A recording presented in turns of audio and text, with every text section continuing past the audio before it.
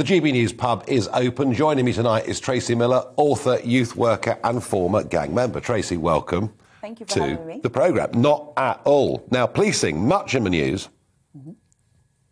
And it kind of in London always is, isn't it? You know, you're from Brixton, and I remember, 40 years ago, there were huge disputes about the sus laws.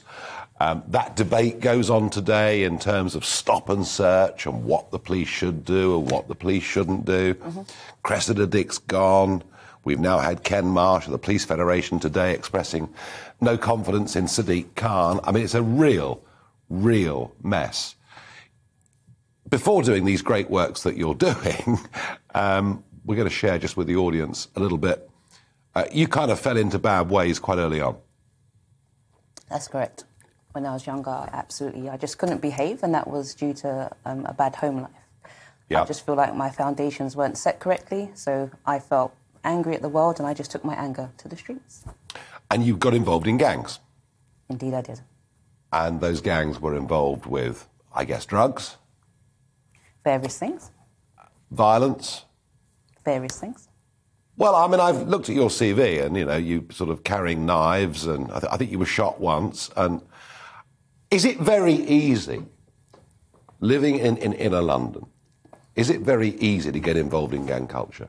It's not easy growing up in South London or London in particular. And, yeah, there are things that I did when I was younger. You listed a few. It's not something I'm proud of. No, sure. So I don't want your viewers to think that by any means I'm proud of anything I've done in the past. But because of the past that I did have, I felt like I can help young people get past it and not... live a wayward life. But, yeah, it is hard. You're surrounded by different things that young people shouldn't see. You're exposed to different things, just being on the streets, just walking along your normal estate. So you do pick up stuff that you shouldn't really be picking up or seeing, Do you think these young people today, growing up in South London or wherever it is, do they resent the police?